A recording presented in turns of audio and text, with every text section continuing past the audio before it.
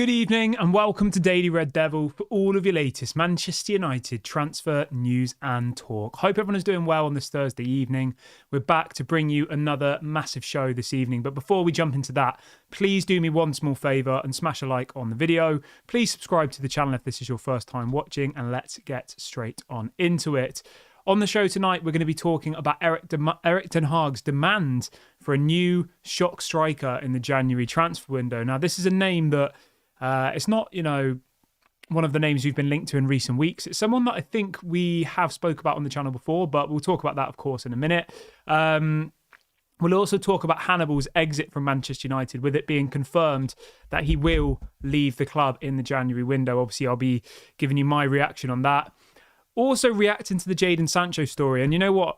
I've actually got quite a lot to say about this, and it's not going to be talking about the deal or any of the rest of it, because I think that's just a little bit boring. But what I was going to do a separate video on this, because some of the stuff that I've seen Jadon Sancho come out with today, right, it's really, really rubbed me up the wrong way. But we'll talk about that as well. As always, I invite you to get in the comments section, let me know your thoughts on all things Manchester United. I always like to see what you guys have to say, so make sure you get in the comments, let me know your thoughts on everything we discuss on today's show. All right, let's start about Jadon Sancho then really, really quickly. So, obviously, he's moved to Dortmund. We know that. It's been confirmed. There's pictures of him and all the rest of it. So, Jadon Sancho came out, I think this was the first interview he's done since he re-signed for Dortmund. And he says, "When I walked into the dressing room today, it felt like I'm at home. I've never lost contact with any of the people in charge. I can't wait to see my teammates again, play football with a smile on my face, assist and score goals, and help Dortmund." And then shortly after, a video is circulating on Twitter of him walking into the kind of Dortmund training facility, and he's there kissing the badge. And I don't know why. It just really did rub me up the wrong way, to be honest with you. It did. And maybe people will say that's just a bit stupid, but I just think we've been taken for fools here. I really, really do. We paid 70 million plus for this guy.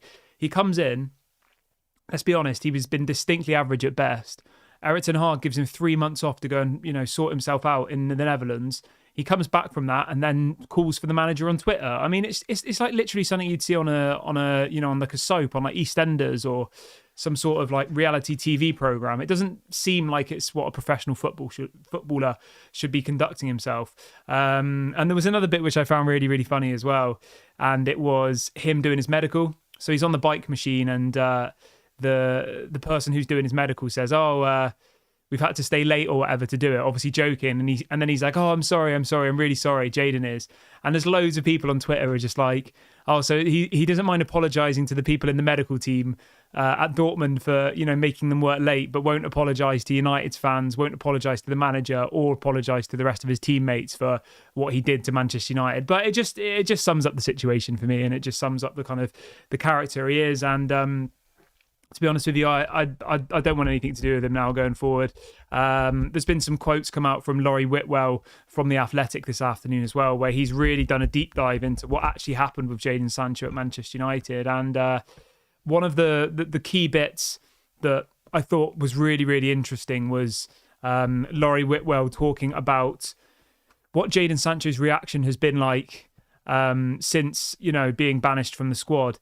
And he pretty much says that even though he was training with the under 21s and stuff, he was still late for training for that as well. He was still, not like showing any interest. It's just embarrassing. And I just hope that this is the end of it. And I hope that we can move on from this now.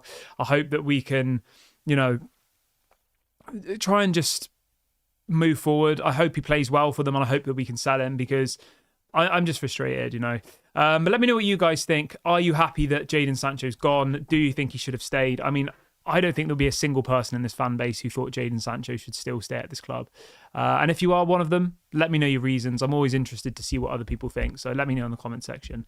Right, let's move on to the next show. The next topic, though, because I think the more I talk about Jadon Sancho, the more frustrated I feel myself getting. Let's talk a little bit about this striker that Erik ten Hag is apparently demanding in the January transfer window. And that player is Brian Brobbey of Ajax, another Dutch player, another Eredivisie player. Sorry, Brian Brobbey, not Brian Bobby. Brian Brobbey. Brian Bobby. Let's talk. I called him Brian Bobby again. Brian Broby. Right. Obviously plays his football for Ajax.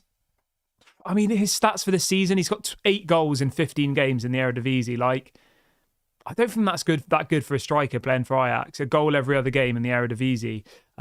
Yes, he's still only 21. Yes, he could go on to be a decent player in the future. He was at Ajax originally, and then he moved to Red Bull Leipzig, and then he moved back to... Sorry, he was on loan at Red Bull Leipzig and then moved back to Ajax. Now, I'll be honest with you, if this was like a £20 million signing, I would probably say, yeah, go and get it done. But knowing Manchester United and knowing Erik ten Hag, he'll probably be telling, the people at Manchester United to pay 100 million or some stupid amount of money for them. I mean, he doesn't really excite me, Brian Broby. He really doesn't. I probably would rather get... who was it we spoke about on the show this morning? I would probably rather get Jonathan David than Brian Broby, being completely honest with you. Like, I don't think he's that good. I think he's pretty average. I really, really do. And I just don't think we can trust Erik ten Hag with transfers anymore. I don't. I really, really don't think we should be trusting Erik ten Hag with any more transfers. I think that we need a director of football. I think we need a head of recruitment, that being Paul Mitchell. And I think that we need to take away that power from him. Now, I know part of his contract when he signed for Manchester United, Erik ten Hag, was that he was apparently ultimately allowed to sign the players. That was his condition, which I understood at the time because, John Murtough, Richard Arnold, Ed Woodward, like all of these people who've been responsible for Manchester United's transfer policies over the last kind of 10 or so years have been an absolute flop. And I genuinely thought that Erik ten Hag would do a better job than any of these people. But the issue that we've got now is that Erik ten Hag is the coach of Manchester United, obviously. He's got one of the most difficult jobs in world football. How would you expect him to be going out watching football matches of other teams or going to, Spain to watch a Real Madrid match? Or, that's what scouts do. They go and watch each player that they're scouting 20, 30 times a season. Erik ten Hag can't do that. And watching a couple of clips on YouTube is not the same as actually going and watching the people play live. And I just think that because of that, because of his inability to actually be a scout, he's not a scout, he's a coach. He didn't even buy the players at Ajax. He's just picking players that he knows, right? Sometimes that works, sometimes that doesn't work. Obviously, if you look through the signings we've made over the last 18 months since Erik ten Hag's been here, right? If we go through every single one of them like super, super quickly, just to give you a bit of an understanding of the situation that we're in. Rasmus Højlund. Okay, he didn't know Rasmus Højlund. Mason Mount, obviously, he knew from when Mount was on loan in the Eredivisie. Onana played with him at Ajax. Amrabat played under him at Vitesse. Bayinda, I don't know how he knows Bayinda, but okay, that's one that wasn't linked to him directly. Johnny Evans, obviously Manchester United would have just signed him, or that kind of just happened, didn't it? You go through the rest of the people. Reguilon, that was just a last minute one. Don't really think too much of that. And then so that was last season, wasn't it? Sorry, last summer. Those are the players we signed. Rasmus Højlund, Mason Mount, Onana, etc., etc. Like all of those people, bar maybe one or two, were people that Erik ten Hag knew and had played for him. You look to the season before that, Anthony obviously was at Ajax, Martinez was at Ajax, Malacia was at Feyenoord, Wout Weghorst obviously he knew, Eriksson was training at Ajax after he had his heart issue, and like it just hasn't worked so far for me, the signings, and that's the one bit of Erik ten Hag that I will criticise. I think the signings haven't really worked. I think Martinez was a good signing. I think that Casemiro is a world-class player, but who in their right mind gives Real Madrid 70 million euros plus 10 million in add-ons and then pays him, I think, 350 grand a week for 5 years? I mean, that's crazy. He's 29. Sorry, he's 30 now.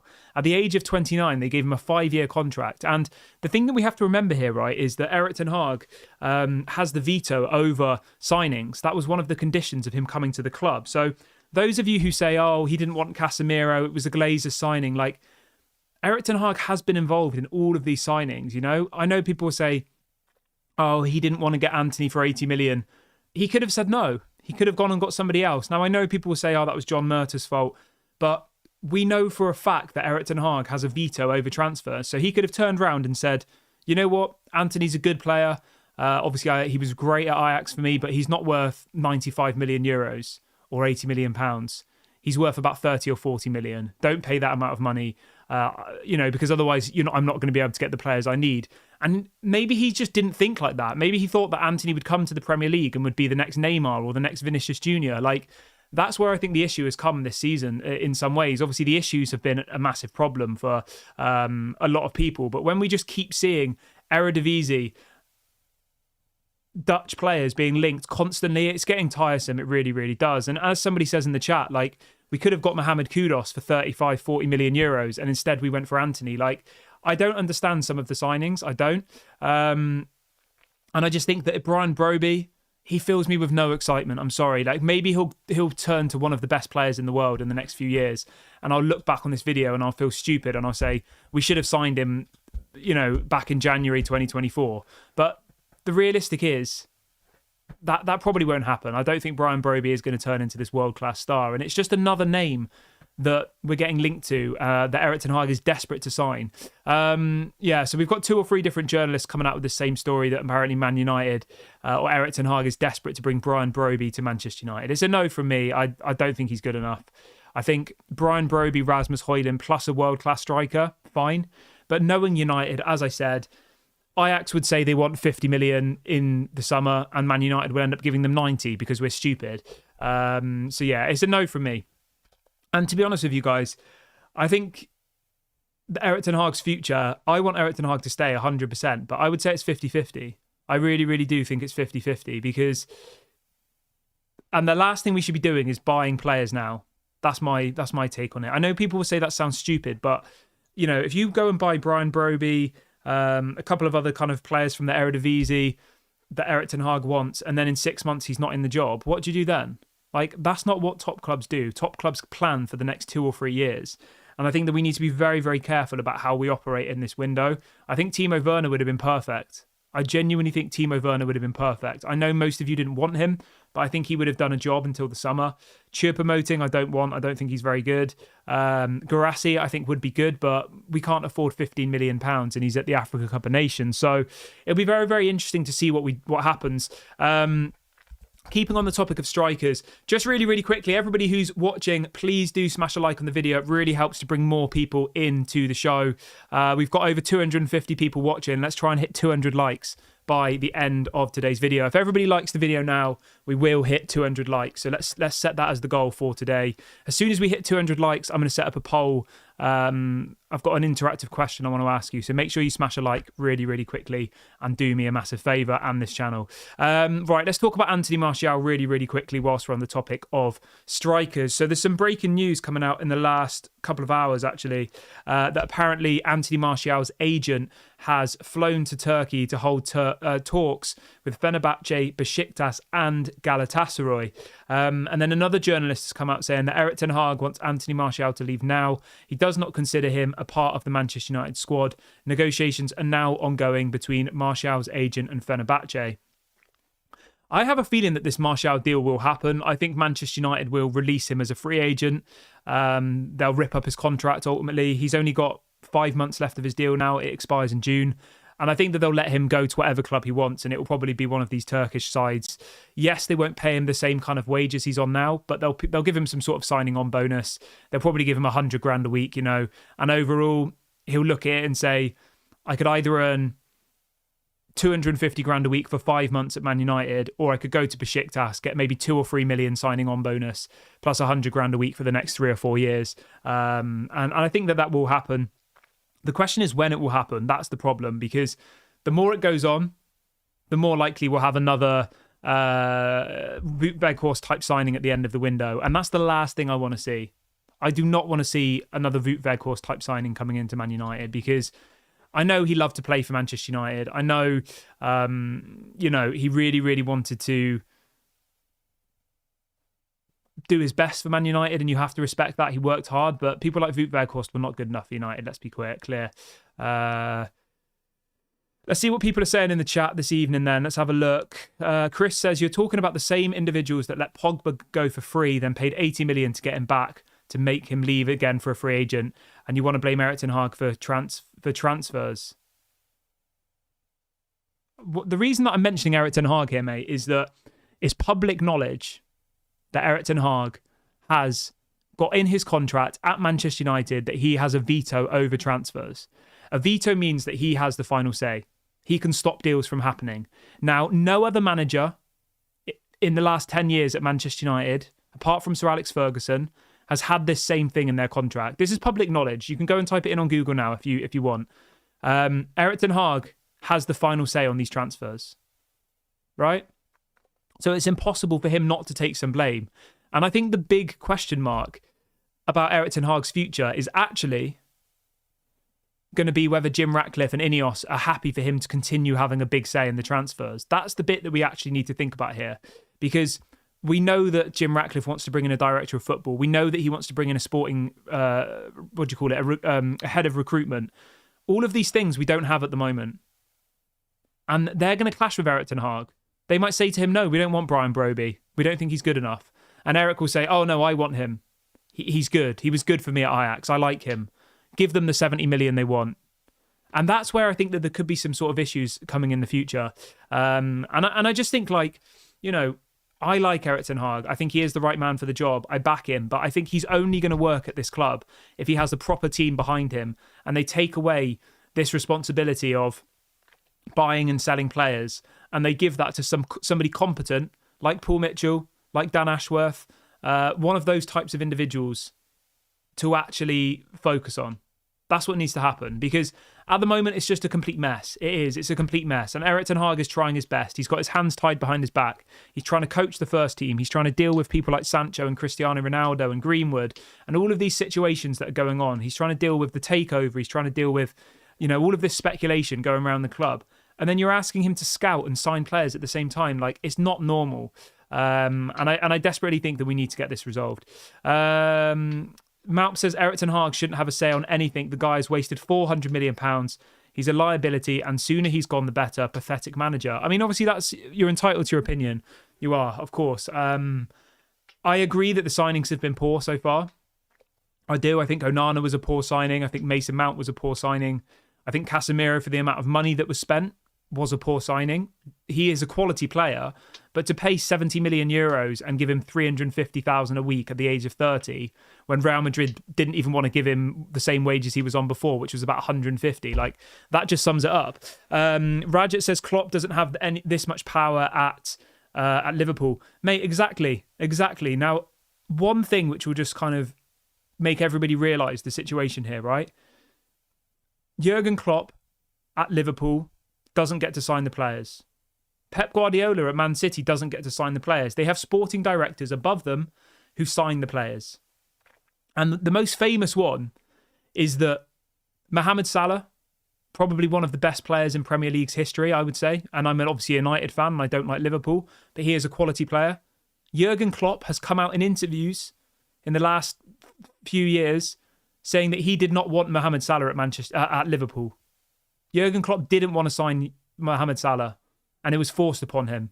And so see how that turned out. And I just think that's a prime example where people above you, whose job it is to scout players, whose job it is to build an identity for a team for the next 10, 20, 30 years, when they identify players, those are the ones we need to sign. Now, I think people are getting a little bit confused because we haven't had that in our club for a very long or ever, you know, only maybe when Sir Alex Ferguson was here. Meglaman says price tag is not on Erik ten Hag. Don't pretend like we don't get bullied in the transfer windows. I agree, mate, but he has a veto. So, you know, before they're about to spend £80 million on Anthony, I'm sure John Murtaugh and Richard Arnold would say to Erik ten Hag, Ajax want 80 million for Anthony. It's going to completely blow our budget. Do you want us to do the deal? Yes, I want you to do the deal. And that's how it would have, of course, worked. I'm not saying that Erik ten Hag was sat in the negotiation meeting saying, so you want 20 million for Anthony? I'll give you 80. Like, I'm not saying that by any means. Where we got to in those deals was because of John Murtaugh and Richard Arnold. But the point I'm making here, which none of the other top clubs in the Premier League have, is Erik ten Hag has this veto. He has the final say on transfers. Anyway, we're getting a bit wrapped up on that. Let's talk a little bit about Hannibal. I mean, again, this is going to cause mixed opinions.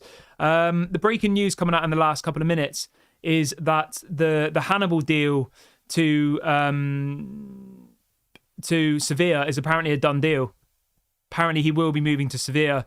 Apparently, there's going to be a buy option as well in the summer. So it looks like Hannibal's gone, probably for good. But Manchester United will include a buyback clause. So if he turns into this world-class player, we can buy him back in the future. Now, we don't know at this point how much the buyback clause is going to be and all of these details. But yeah, the deal is done. And Hannibal will be moving to Sevilla. Apparently, it's somebody. I'm just having a look here. Somebody's just told me that apparently it's a £15 million buy option in the summer. I mean, that's pretty poor, isn't it? £15 million for one of our most promising youth players. Somebody who, I'll be honest with you guys, I would much rather see Hannibal in that midfield instead of McTominay. And the thing that you guys have to remember here, right? We paid Monaco 10 million for just I know people think that Hannibal is like a straight youth prospect. He's not. He joined the youth academy in 2020 or 2019 it was for 10 million. Right? We've nurtured him for 5 years. He's been at the club. He's been somebody who we've been responsible for 5 years.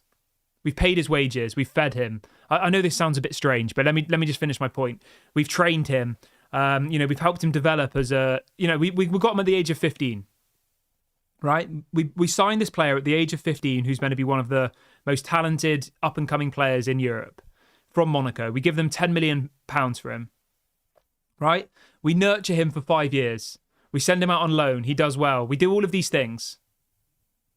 5 years later, we're then letting him go to Sevilla on loan with a buy option for 15 million. So for 5 years worth of development on this player, 5 years of coaching, 5 years of wages, all the rest of it, the best case scenario we're going to get is £5 million profit. I mean, it's absolutely woeful. It's awful. I just think it's embarrassing. I do. Like, imagine if this was Man City. They'd be getting 20, 30, 40 million for a player like this, I believe, genuinely. But it is what it is, isn't it? There's not really too much we can do about that. Lumen says, Kieran, I don't understand what good qualities of a manager you have seen in Erik ten Hag. I mean, it's a good question. I think last season it's hard to argue with him. Last season he did well. He got us third place. He won us a trophy, our first trophy in 6 years. Like, you can't really argue with that. So, play style wise, I don't think his playstyle is that good at the moment, if anything. I feel like his playstyle is pretty much nothing. Like, there are glimpses. What I do like about Erik ten Hag, and to be honest, I think that genuinely at this point, this is the main reason why I'm 100% behind Erik ten Hag, and I will be till the end of the season at least, is because he's trying to change the culture at Manchester United. And that, let me just say this bit now. The culture at Manchester United is absolutely rotten. It has been since Sir Alex Ferguson left. And Erik ten Hag is doing all of the right things to change that culture. He's getting rid of the toxic players. He's getting rid of the big earners who don't deserve that type of money. Obviously, people will say Marcus Rashford, but Marcus Rashford is one in a million. Not because of his footballing abilities, but because he's from the youth academy. He's a local lad. He does all this charity work. He's a massive brand. So just put Marcus Rashford to a side for a minute. But when you actually look at what Erik ten Hag has done, like with Jadon Sancho, with Ronaldo, like all of these things, David De Gea. I like David De Gea, but it probably was the correct decision. And that's why I'm behind Erik ten Hag. I think it's, I think he is trying to change the culture. And I think that getting rid of him now means that these players, who, let's be honest, are all distinctly average, bar one or two, win again. They get another manager sacked. And I don't want that cycle to continue. We saw Ollie. He was a puppet for the Glazers. Ralph Rangnick tried to speak out and got removed from the club. Like, that's why I like Erik ten Hag, and that's why I'm going to stick to him till the end of the season. Now, if that changes, you'll be the first ones to know. Sarandeep says, who is your ideal candidate to replace Erik ten Hag? I mean, that's the thing as well, right? If Erik ten Hag was to go in the summer, like, I'll say this now. I want, regardless of whether we lose the next 5 games, Erik ten Hag should not be sacked until the summer. 100%. Because I just think it's stupid. Jim Ratcliffe hasn't even got his foot in the door yet. He hasn't even been approved by the Premier League yet. He could technically still not be approved, So yeah, for me, Erik ten Hag's job till the summer has to be safe. They have to come in. They have to evaluate what's going on. I mean, if I had to pick somebody, I'd probably pick Zidane. But I don't think Zidane would come to United. Other than that, I don't really know, and I think that's part of the problem. I don't want... what's his name? I can see his name on my face. The one who was at Brighton and Chelsea.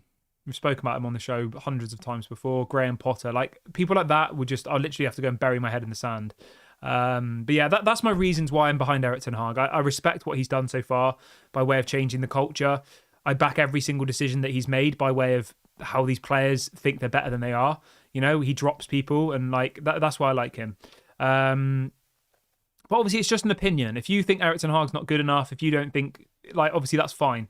Like, you know, you're completely entitled to your opinion. Irvin says, Kieran, do you think Erik ten Hag has been told who needs to play regularly? This season, he starts 11. The starting 11 is more questionable. Last year, McTominay was not near the bench. Now he's a star boy.